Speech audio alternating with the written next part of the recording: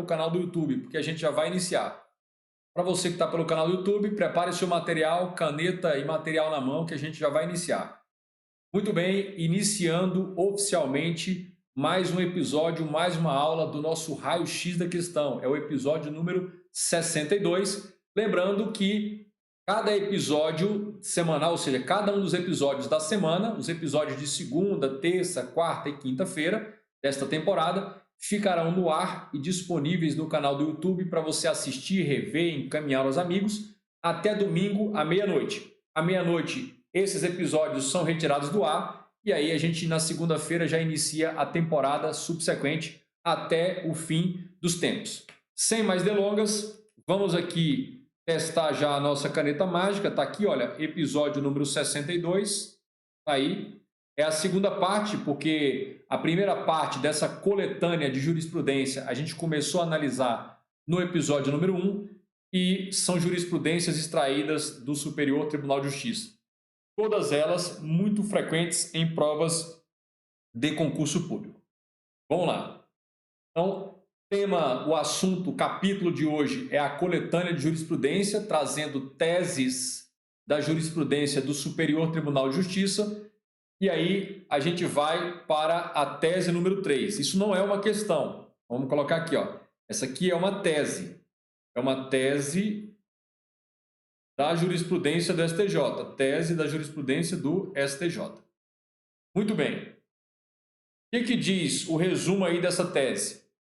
O prazo prescricional das ações indenizatórias ajuizadas contra a Fazenda Pública é quinquenal, 5 anos, conforme está no decreto 20.910 de 1932. Tendo como termo ACO, gente, é termo inicial, a data do ato ou fato do qual originou a lesão ao patrimônio material ou imaterial, que pode ser dano moral. Muito bem. Para começar, olha, prazo quinquenal é um prazo de 5 anos. Coloquem aí. E é o prazo prescricional, é o prazo em que se perde o direito de ajuizar a ação indenizatória cobrando do Estado eventuais prejuízos que tenham sido causados por seus agentes no exercício do cargo ou função. Uma expressão que talvez você não dominasse é o termo ACO. É também sinônimo de termo, olha aí, termo inicial. É a data a partir da qual se inicia a contagem de um prazo. Termo ACO, ou termo inicial, significa a data a partir da qual se conta um determinado prazo. Beleza. Como é que funciona isso a rigor? Tecnicamente falando, como é que funciona esta lógica aí do prazo prescricional? Olha aqui, olha.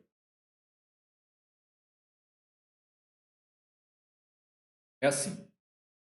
Nesta data aqui, aconteceu o ato ou fato lesivo ou danoso. Causou um dano. Beleza. A partir desta data, começa a contar, eu vou marcar em uma outra cor aqui, olha. Começa a contar essa cobrinha aqui, começa a contar um prazo. Esse aqui é o chamado prazo prescricional.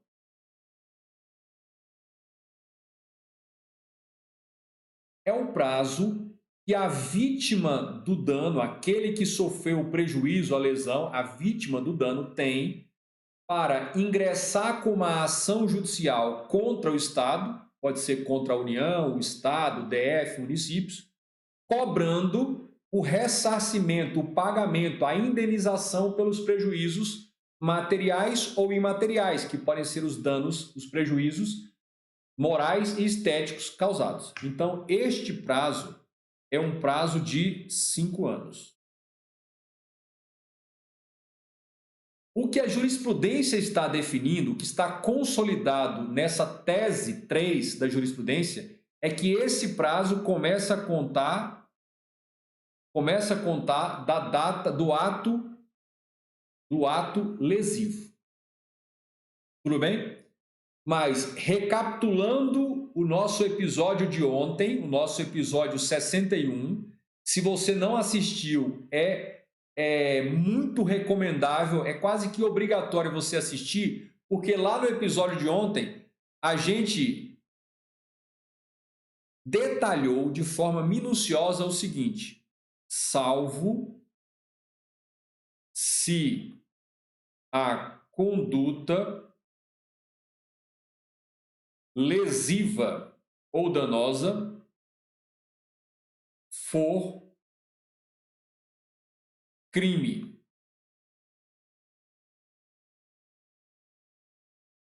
Se a conduta que causou o dano na esfera civil, o dano patrimonial, o dano moral, o dano estético, se aquela conduta for um crime, for tipificado como crime no direito penal, o prazo de 5 anos diz a jurisprudência do STJ. Foi a tese número 2 que nós analisamos. Se a conduta, se o fato lesivo que causou prejuízo a alguém é tipificado como crime, o prazo de 5 anos só começa a contar do trânsito em julgado da sentença penal condenatória, é que abre a contagem do prazo de 5 anos. Então, é só a partir do trânsito em julgado da sentença penal condenatória que se teria o termo inicial, o termo ACO da contagem desse prazo. Mas não se preocupem, o episódio número 61 ainda está disponível, ainda está no ar, no canal, para que você possa assistir e vai ficar por uma semana disponível. Tudo bem? Beleza. Acompanhe isso aí. Então, este prazo aqui, isso aqui é a regra. A regra. Qual é a regra? A regra é que o prazo é de 5 anos e a regra é que ele começa a contar do ato ou fato lesivo.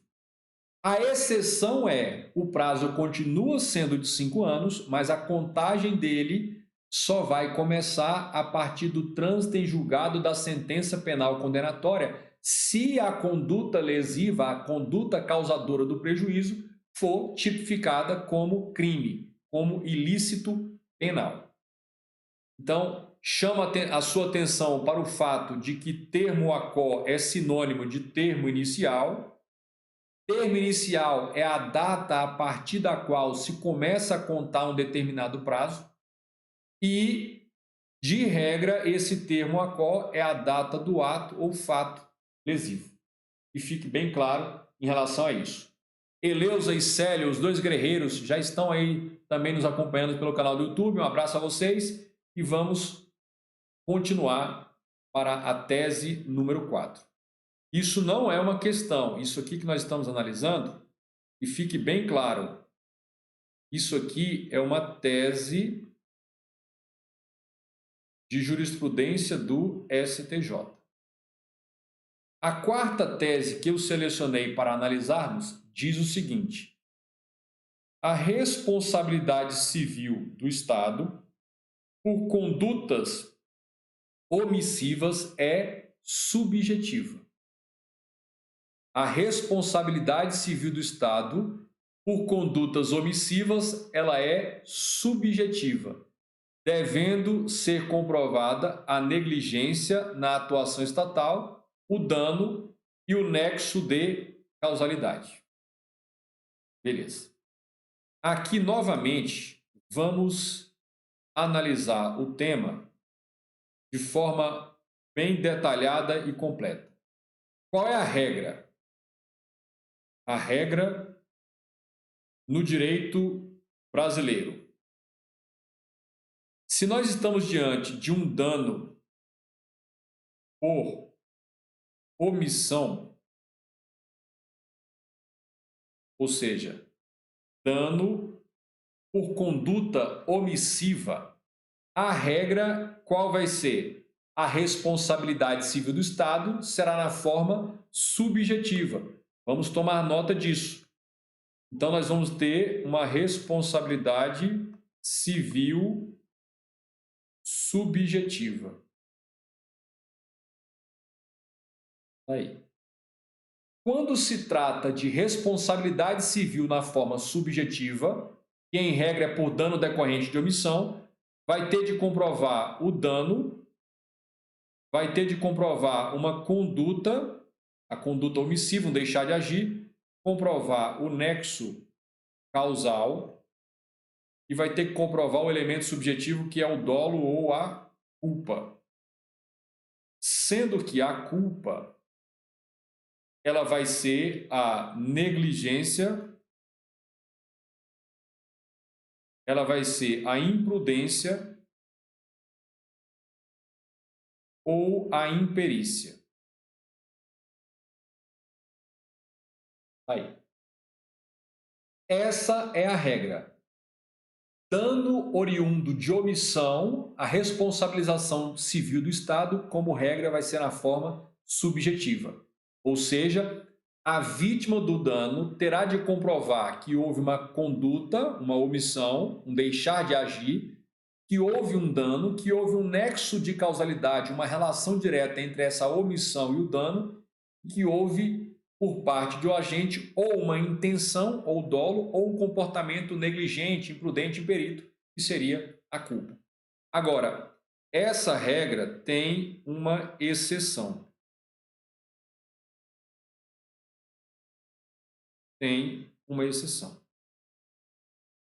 Essa exceção, ela é oriunda da jurisprudência do próprio STF. Não lembra? A gente está analisando uma jurisprudência do STJ, mas como eu já havia dito a você no episódio anterior, se houver alguma conexão com alguma jurisprudência do STF, a gente vai trazer para análise também, para fazer um aprofundamento completo disso aí. O STF diz o seguinte, que a omissão, o deixar de agir, essa omissão ela pode estar relacionada com duas circunstâncias na estrutura da administração do Estado. Então, uma omissão quanto ao dever genérico de proteção.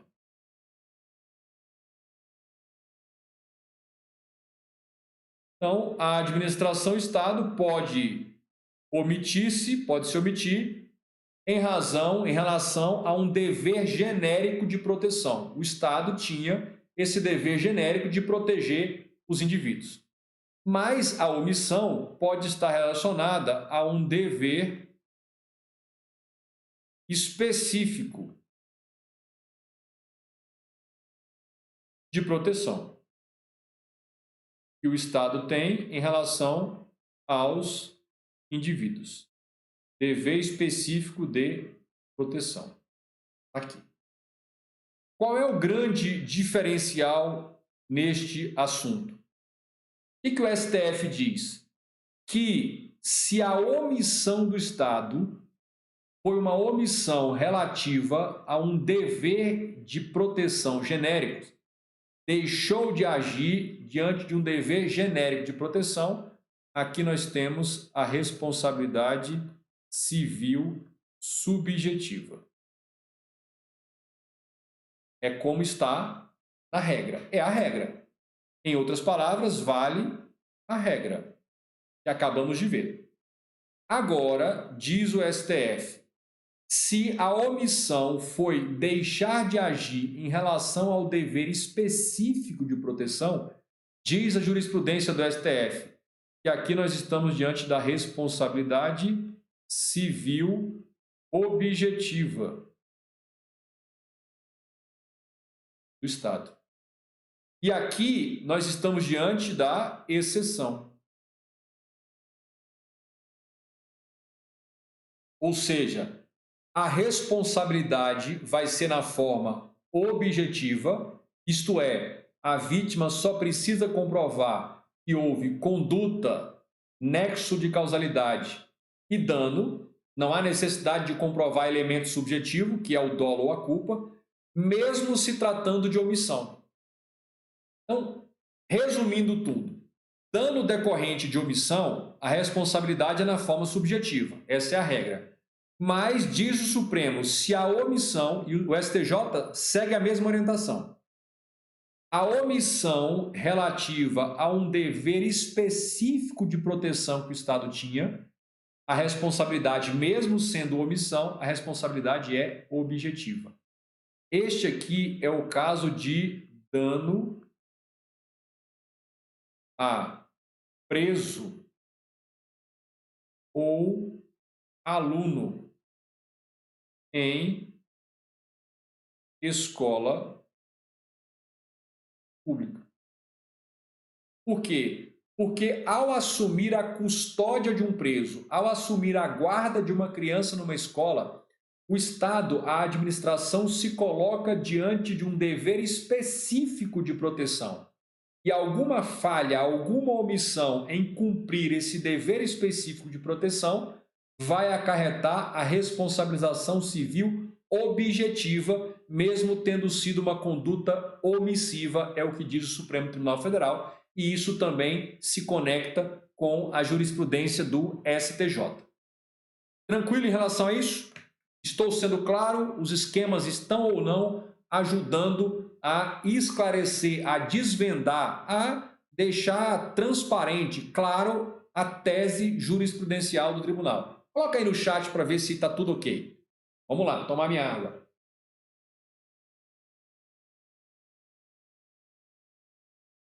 Muito bem. Vamos para a nossa quinta tese da jurisprudência do Superior Tribunal de Justiça em matéria de responsabilidade civil do Estado. A nossa quinta tese, eu vou deixar sempre bem claro, isso aqui não é uma questão, isso é uma tese da jurisprudência do STJ. Uma das orientações jurisprudenciais do STJ. A gente avança no seguinte sentido.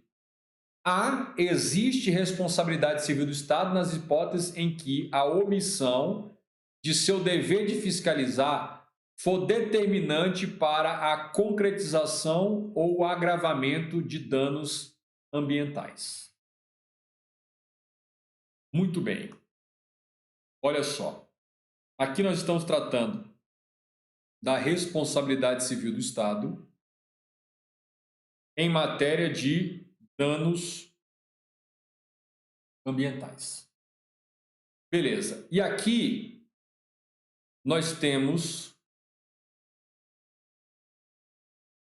o dano ambiental.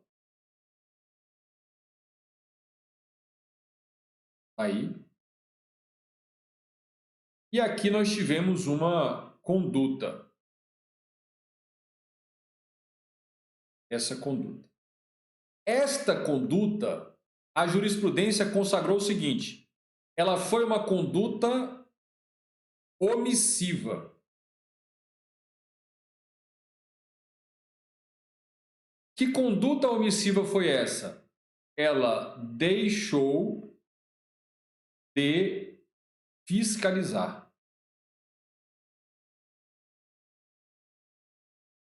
E essa conduta de deixar de fiscalizar, vejam bem o que está dito, ela diretamente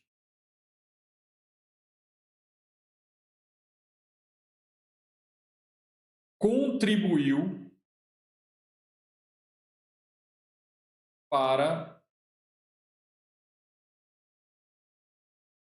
o dano ou seu agravamento.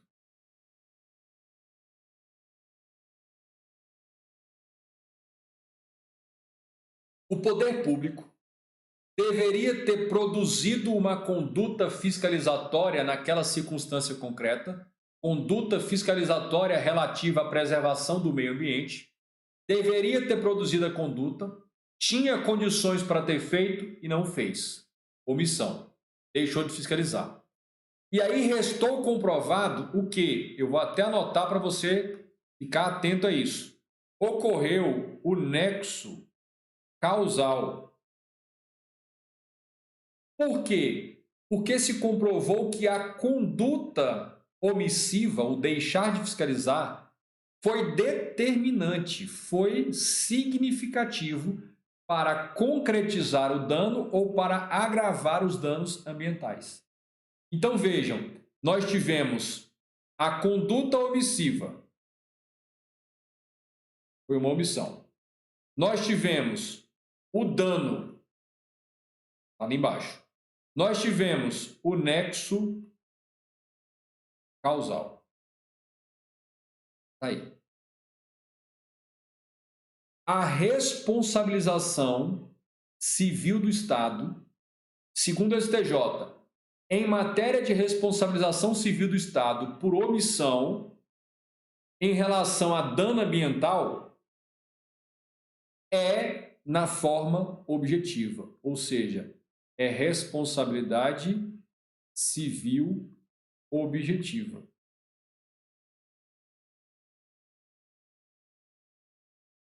Então vejam, no item anterior, nós vimos que pela regra do STJ, dessa jurisprudência, em caso de dano por omissão, a responsabilidade é na forma subjetiva. Daí eu disse, mas essa regra no direito brasileiro tem uma exceção que está consolidada na jurisprudência do STF e que o STJ também segue. Qual é essa jurisprudência? Se a omissão foi relativa a um dever específico de proteção, a responsabilidade será objetiva, mesmo se tratando de omissão. E aí, essa aqui seria a primeira exceção. Daí vem o STJ e consagra uma jurisprudência, uma tese de jurisprudência, que seria a segunda exceção. Que seria a segunda exceção. Ou seja, no caso de omissão fiscalizatória que diretamente causou ou agravou um dano ambiental, a responsabilidade também é o quê? Objetiva. Basta comprovar conduta, dano e nexo. Então, fique antenado neste aspecto. E aí a gente avança para mais uma tese extraída da jurisprudência do STJ. Então, tese que veio do STJ. O resumo dessa tese diz o seguinte: a administração pública pode responder civilmente pelos danos causados por seus agentes, ainda que estes estejam amparados por causa excludente de ilicitude penal. Então, vejam o seguinte: ele está querendo dizer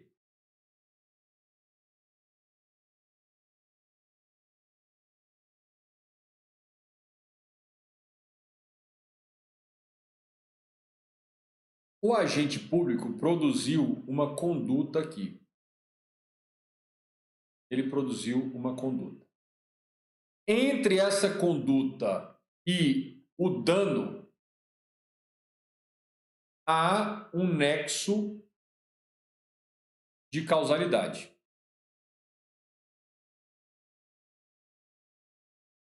O que é isso? Restou comprovado que o dano causado, o dano sofrido, é uma consequência, é um resultado direto e imediato daquela conduta. Sem aquela conduta, o dano não teria ocorrido da forma que aconteceu. Então tem nexo de causalidade. Então nós já temos a conduta, nós já temos o dano e temos o nexo de causalidade.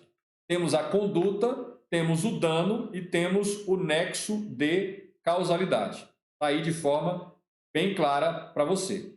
Conduta, dano e o nexo de causalidade. Fácil assim. Muito bem, deixa eu só puxar aqui o meu feedback. Muito bom. Feito isso, O que a jurisprudência está dizendo? Que essa conduta é um ilícito penal. Dizer que ela é um ilícito penal é dizer que é um crime.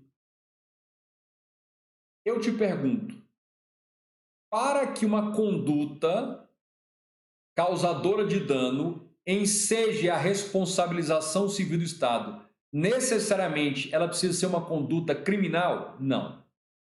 Uma conduta que absolutamente não é ilícita, não é crime, não é ilícito, ela pode causar um dano e ensejar a responsabilização civil do Estado.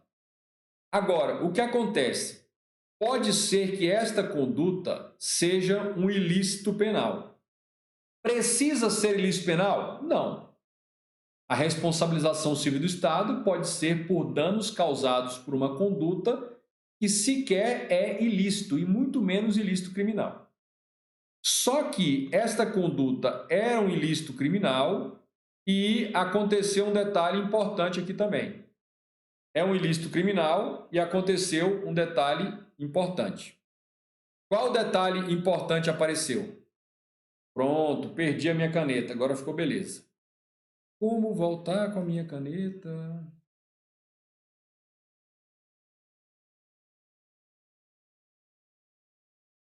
Vamos voltar com a caneta.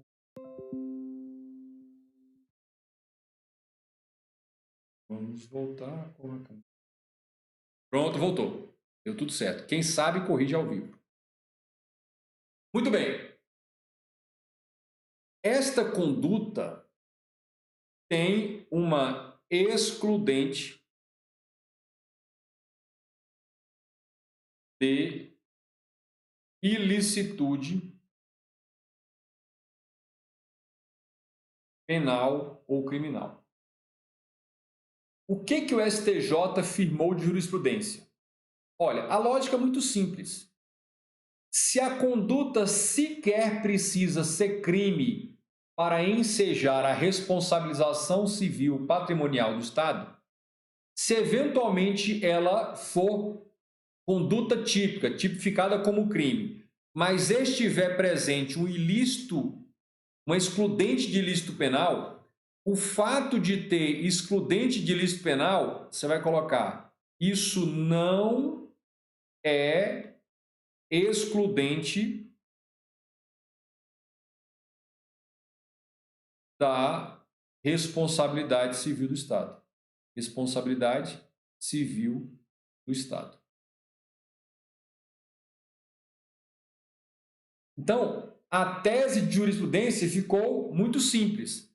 A administração pública pode responder, ela pode responder civilmente pelos danos causados por seus agentes, ainda que estes estejam amparados pela excludente da ilicitude penal. Então, num caso como esse, ele não responderia pelo crime, mas o poder público responderia pelos danos decorrentes da conduta desse agente, a responsabilidade civil. E, inclusive, o próprio agente poderia responder perante o Estado numa eventual ação regressiva. Essa é mais uma jurisprudência. Nos últimos 2, 3 anos, a banca Sebrasp está fissurada nessa jurisprudência, nesse tópico 6. Então, gravem isso aí. Grave isso aí. Prosseguindo. Tese número 7, a sétima tese que eu estou trazendo aqui da jurisprudência do STJ. Tese número 7. Tese número 7. O que diz? É objetiva a responsabilidade civil do Estado pelas lesões sofridas por vítima baleada em razão de tiroteio ocorrido entre policiais e assaltantes.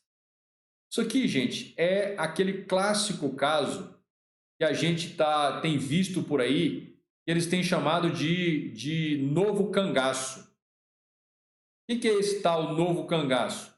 São esses sujeitos, esses grupos organizados fortemente armados, que vão assaltar bancos nas cidades pelo interior do Brasil. Então, A lógica é assim, olha.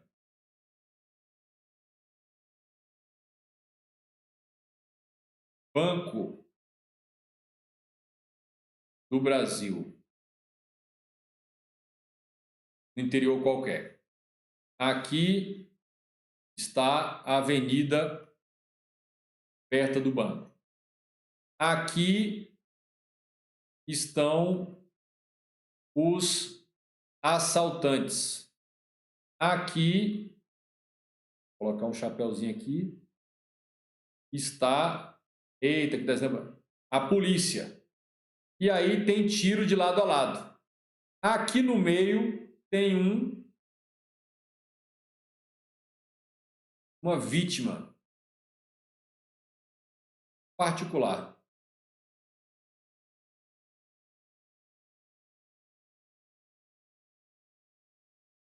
A questão era, quando se trava um tiroteio entre policiais e assaltantes,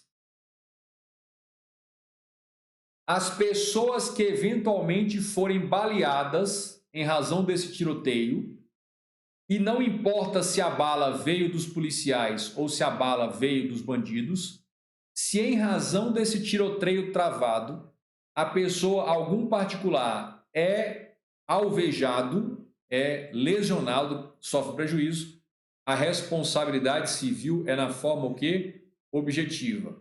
Ou seja, basta comprovar, a vítima comprovar 3 requisitos. A conduta, ou seja, o tiroteio em si entre policiais e assaltantes, o dano material moral e o nexo causal. Aí. Então, tiroteio travado entre policiais e assaltantes. Professor, e se for um tiroteio travado entre grupos rivais de facções rivais de drogas diferentes, por exemplo, e alguém é baleado? Neste caso, se o tiroteio é só entre bandidos no morro, pelo domínio de uma boca de fumo, que seja, aí a responsabilidade será civil por omissão e ela tem a ver com o dever genérico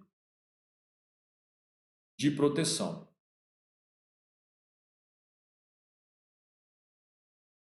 Se o tiroteio que causou lesão a um particular foi entre polícia e assaltantes, o STJ afirmou jurisprudência no sentido de que é uma responsabilidade civil objetiva. Agora, se o tiroteio é entre bandidos apenas, entre grupos rivais, a responsabilidade civil vai ser na forma, vai ser por omissão, dever genérico, então ela vai ser, vamos completar aqui, vai ser uma responsabilidade civil subjetiva. Vai cair naquela regra que nós já acabamos de analisar. Simples assim. Tudo bem? Beleza.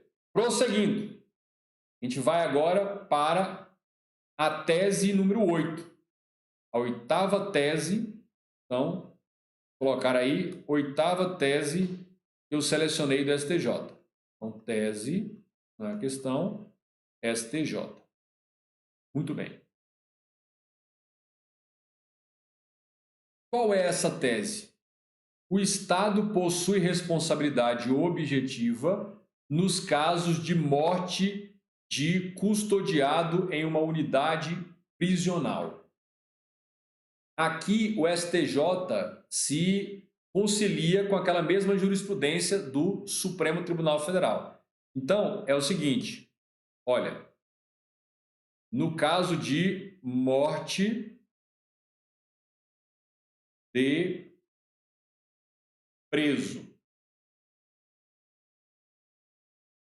morte de preso. No caso de morte de preso, o que acontece? O STJ diz o seguinte: é responsabilidade civil objetiva. E ela é responsabilidade civil objetiva fundamentada, baseada na teoria do risco administrativo. Então, você vai colocar teoria do risco administrativo. Aí. Significa que a vítima vai ter de comprovar somente 3 requisitos. Quais são? Que houve uma conduta, que houve um dano, que houve um nexo causal. Agora, segundo a posição do STF, o que ele diz? Que, neste caso, violou o dever específico de proteção. E, neste caso, nós estamos diante de responsabilidade civil objetiva, também fundamentada na teoria do risco administrativo, você pode até colocar aí, e aí vale a mesma lógica. Vale conduta, vale dano e vale nexo causal. Tá simples dessa maneira. Beleza. Agora, o STF já afirmou jurisprudência no seguinte sentido. Ele firmou jurisprudência no seguinte sentido. Admite excludente de culpa exclusiva da vítima. Inclusive, no voto vencedor lá do ministro Luiz Fux no STF, ele diz que, num caso, por exemplo, em que o preso se suicida na cela, pega lá o lençol, se enforca, isso seria uma excludente da responsabilização civil objetiva, mesmo tendo descumprido o dever específico de proteção. Bacana? Agora, se um preso mata o outro lá na cela, se numa rebelião acaba morrendo um preso, aí não, aí o Estado responderia. Então, aqui a gente revisou não só a jurisprudência do STJ, o que o STJ diz? O Estado possui responsabilidade objetiva, que é essa aqui, ó, nos casos de morte de custodiado em unidade prisional, no caso de morte de preso. E aí eu acrescentei mostrando para vocês que o STF tem uma posição que também é da responsabilidade objetiva, em razão desse dever específico de proteção, mas que o STF literalmente fala que a excludente de culpa exclusiva da vítima, mesmo se tratando de preso, exclui a responsabilização civil do Estado. Tranquilo dessa maneira. Prosseguindo. Agora a gente vai para a nossa 9ª tese que eu trouxe lá do STJ.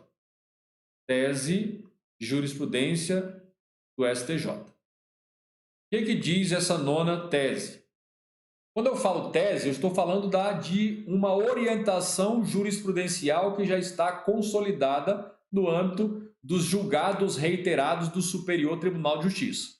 Vamos lá.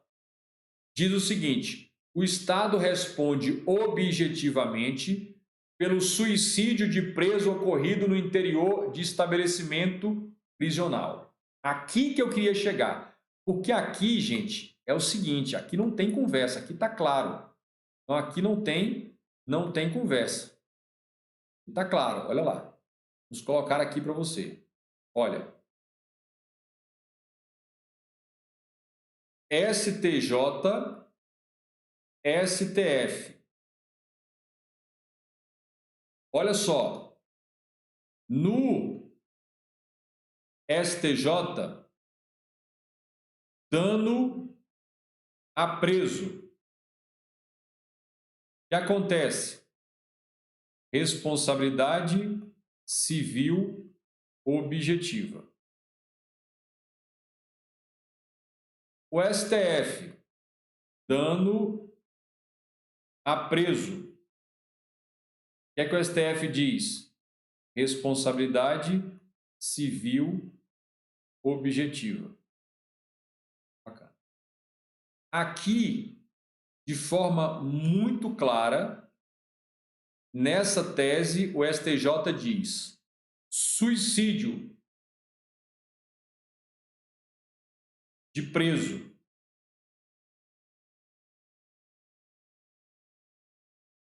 o Estado responde. Então, vai ser responsabilidade civil objetiva. E aqui no STF, está dito bem claro, suicídio de preso.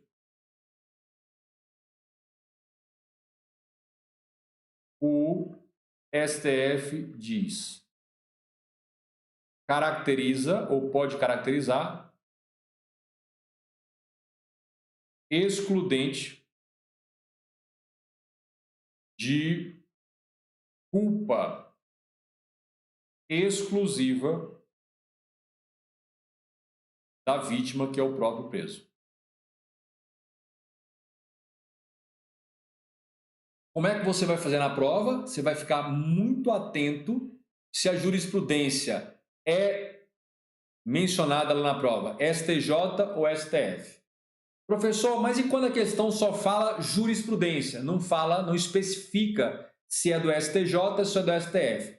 Se a questão genericamente fala apenas jurisprudência e não especifica se é STJ ou STF, você considera o STF. Você considera o STF. Tranquilo? Beleza. Quero que você coloque aí nos comentários o que você está achando dessa análise minuciosa e comparativa da jurisprudência. Já tinha feito uma análise como essa? O seu material de revisão contempla apontamentos diferenciando e permitindo que você revise e relembre essa jurisprudência? Coloque aí nos comentários enquanto eu tomo aqui a minha água.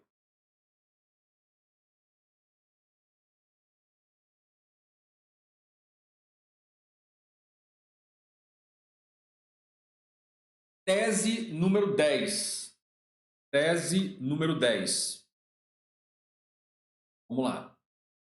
A tese número 10 é uma tese, lembrando, que vem do STJ. Tese de jurisprudência vindo do STJ. Diz o seguinte: o Estado não responde civilmente, não será responsabilizado por atos ilícitos praticados por foragidos do sistema prisional penitenciário, salvo quando os danos decorrerem direto e imediatamente do ato de fuga. Aqui nós precisamos anotar. Nós vamos colocar uma regra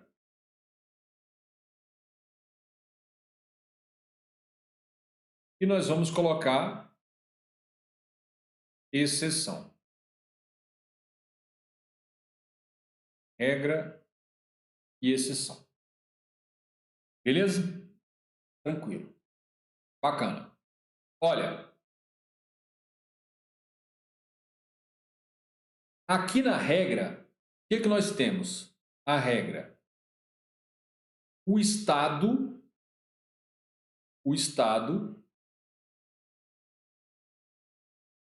não responde por atos ilícitos do preso foragido.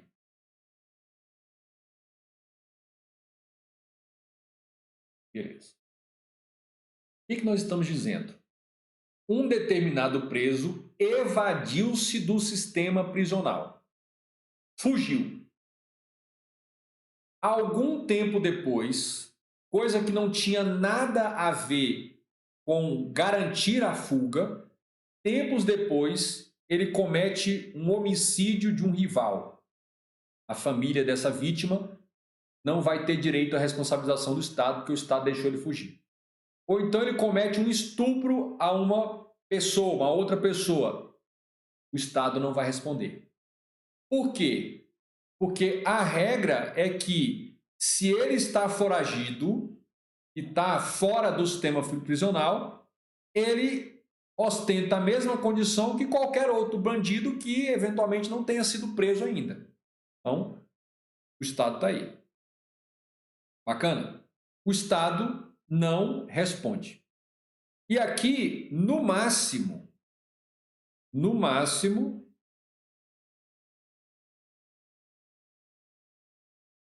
cogitar a responsabilidade civil subjetiva por omissão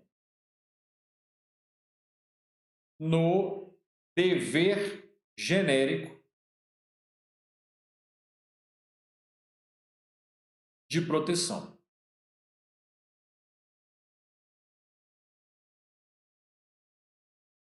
Então, um determinado preso evadiu-se da cadeia, do sistema prisional, da unidade de custódia, da unidade prisional, evadiu-se.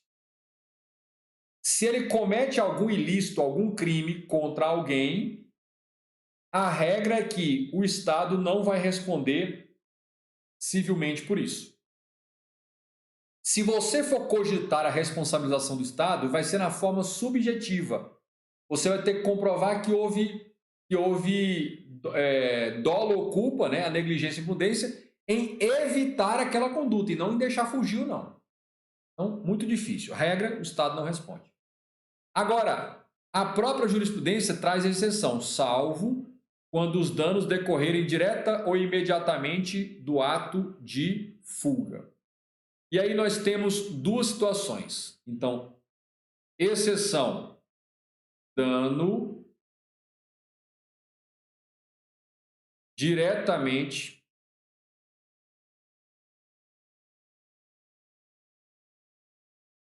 decorrente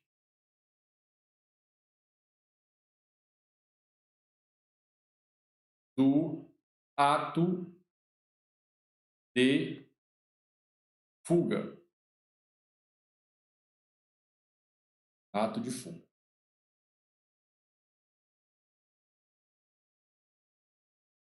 Basicamente, nós estamos tratando de duas situações. A primeira delas, ilícitos cometidos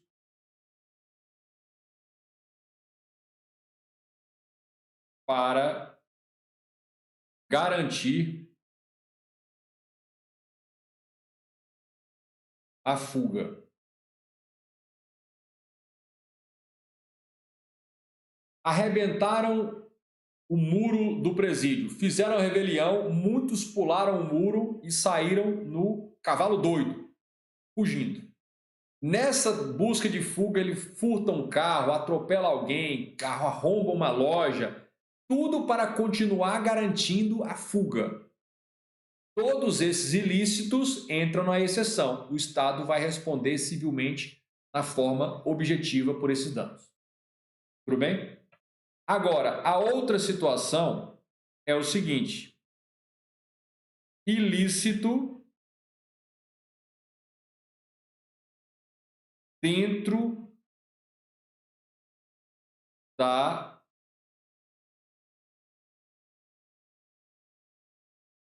tendência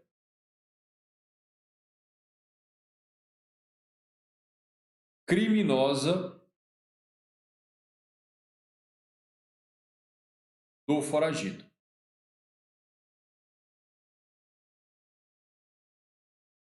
o foragido foi condenado como pedófilo contumaz.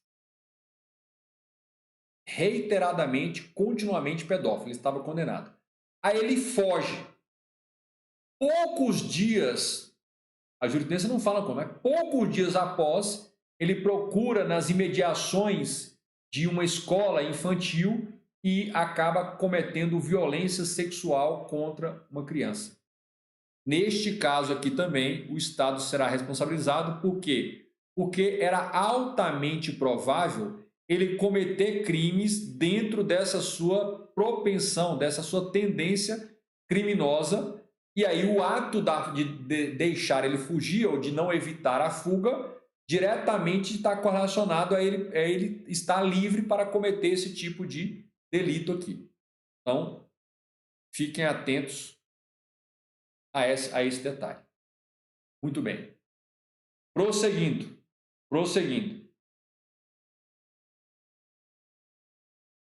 Lá vai. Questão número 11. Mais uma, não é questão, né? É uma tese. Tese da jurisprudência do STJ número 11. No caso de atropelamento de pedestre em via férrea, configura-se concorrência de causas, impondo a redução da indenização por dano moral pela metade. Quando? Então, é o seguinte. Sujeito foi atropelado numa via férrea. Os trens no Brasil não andam em alta velocidade. Ele não descarrilhou, ele estava dentro da via férrea. Então, alguém teve de ir para lá e ficar viajando na maionese, mongando na linha férrea, né? Para dar a possibilidade do trem que não anda em alta velocidade atropelá-lo. Mas ele diz, aí neste caso vai ser uma concorrência de causas. O trem não conseguiu parar e o Zé Mané, o Zé Ruela, o Bocó da roça, ficou lá no trilho. Culpa concorrência. Isso aqui vai atenuar o valor indenizatório.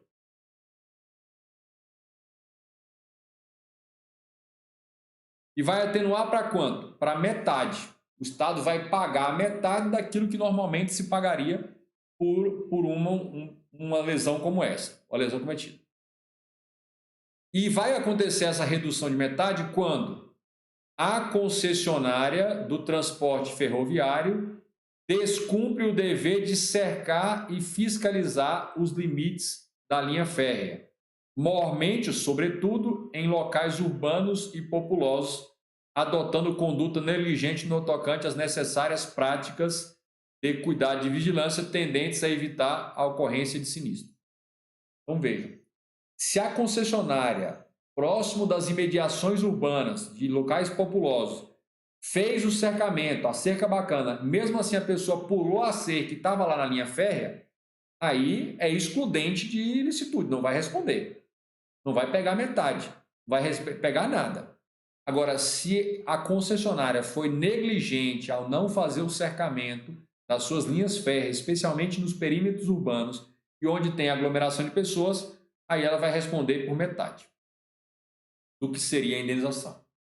E a outra, a vítima adota conduta imprudente, atravessando via férrea em local inapropriado. Então, se a vítima atravessou a linha férrea em local inapropriado, este também vai dar a indenização só pela metade. Gravem aí essa jurisprudência. Tudo bem? E a nossa última tese de hoje, tese número 12, diz o seguinte: nas ações de responsabilidade civil do Estado, é desnecessária a denunciação à lide ao suposto agente público causador do dano. E aqui entra um conceito jurídico que talvez você não se lembre ou não domine bem. Denunciação à lide. O que é a denunciação à lide? Isso está no artigo 77 do CPC, do novo Código de Processo Civil de 2000 115. Mas calma, eu já vou te explicar a situação. Eu vou criar dois cenários para que você possa entender. Então aqui, olha, cenário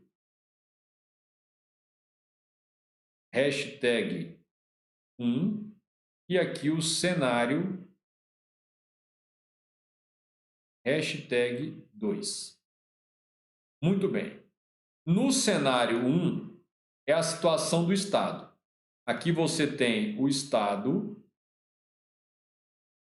O Estado se manifesta por meio de seus agentes. O agente produz condutas.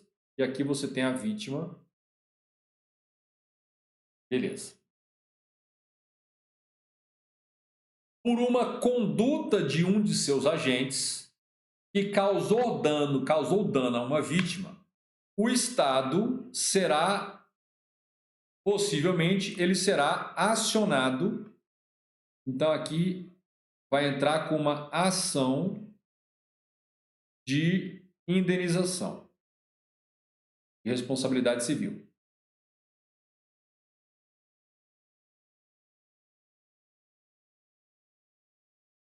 Nesta relação jurídica, se e somente se o Estado for condenado a indenizar a vítima, se ele for condenado a indenizar a vítima, nasce para o Estado o direito de regresso, ação regressiva contra o agente.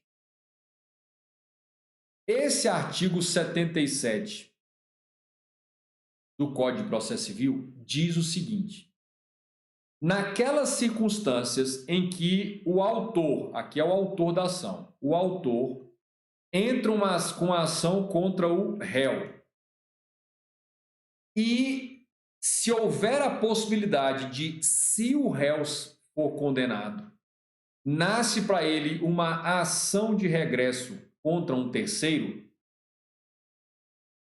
quando isso acontece, diz o artigo 77, o réu deverá promover a denunciação à lide. O que é isso? Essa ação aqui não está perante o juiz? O réu vai falar, no prazo da defesa, ele falar, senhor juiz, eu quero que você traga como corréu para responder à ação juntamente comigo o agente tal, por quê? Porque se eu for condenado nessa ação movida pela vítima, vai nascer para mim o direito de regresso contra os agentes. Beleza. Então, a ação regressiva seria essa lógica aí. Vamos pensar o seguinte, uma outra situação, cenário 2. Cenário número 2. Aqui nós temos o locador de um imóvel. Aqui nós temos o locatário.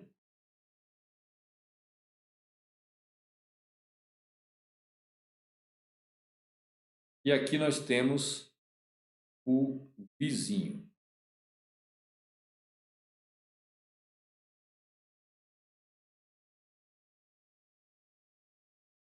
Locador, locatário e o vizinho.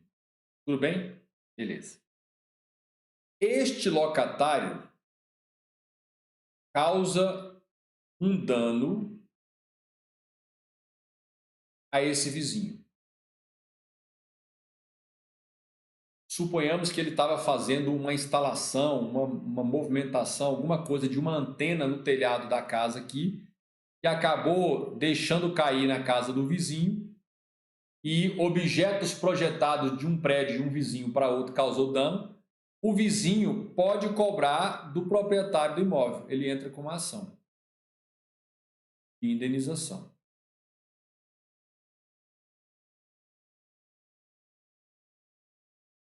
Se o locador for condenado a pagar aqui, ele vai poder entrar com regresso. Regresso contra o locatário.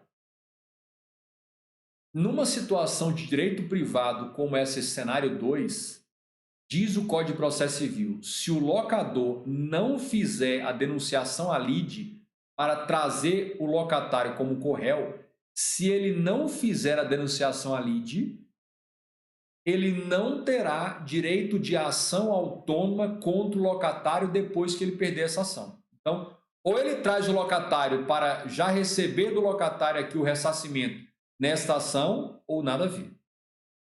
Quando se trata do poder público, o STJ diz é desnecessária, não é obrigatória a denunciação à lide. Não precisa fazer a denunciação à lide. Depois ele cobra do agente na ação regressiva autônoma. Eu quero que você acrescente o seguinte: o STF diz que a denunciação à lide é vedada. Não se admite. Então, segundo a jurisprudência do STJ, está aí a tese 12, é desnecessário, ou seja, ele não precisa fazer a denunciação à lide como precisaria se fosse um particular. O cenário 2. Então, o STJ diz apenas que é desnecessário. Mas dizer que é desnecessário não significa que é proibido. Se ele quiser fazer, poderia fazer, segundo o STJ. Segundo o Supremo, não só é desnecessário, como é proibida a denunciação à lide que o Estado poderia fazer em relação ao agente. Tudo bem em relação a isso aí? Muito tranquilo. Eu espero que você tenha feito um belo de um caderno, um belo de um resumo, tanto do nosso episódio anterior, da nossa live, o episódio 61, como deste, porque aqui está o suprassumo das jurisprudências que frequentemente aparecem em provas de concurso em matéria de responsabilidade civil do Estado.